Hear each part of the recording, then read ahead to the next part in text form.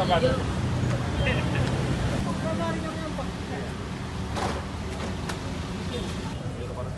dekat sini.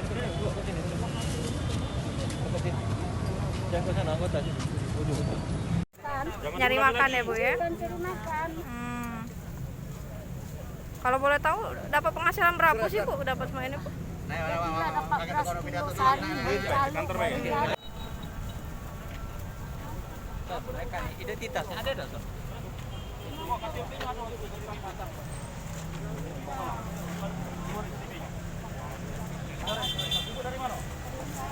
Dari Medan, jauh dari Medan.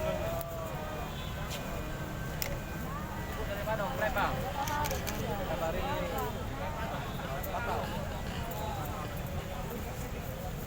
Jaga jaraknya Bu, jaga jaraknya. Belum masih.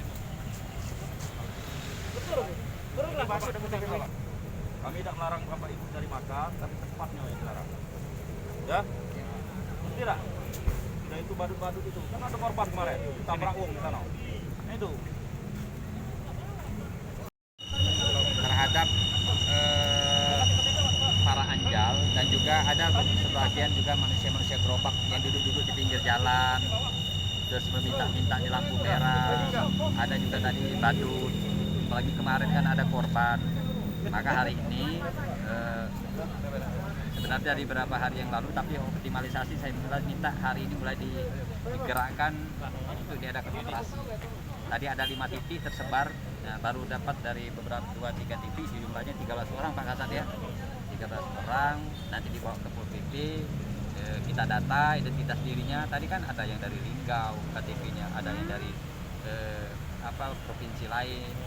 Nah, kita lihat dulu identitas dirinya, terus nanti dari Pol PP akan dikasihkan pembinaan.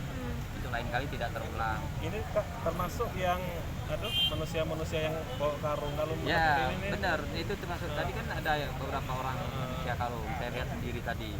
Nah ini juga jangan sampai merusak keindahan kota, wajah kota kan, ngemis di pinggir jalan, apalagi menjelang buka bersama itu ramai. Nah kita ingin tertibkan itu melalui Dinsos ke depan, Pol PP ada di sana, termasuk dari TNI Polri dalam tim terpadu untuk kita optimalkan, apalagi menjelang Idul Fitri. Ini juga kan dalam rangka minimalisir penyebaran COVID-19.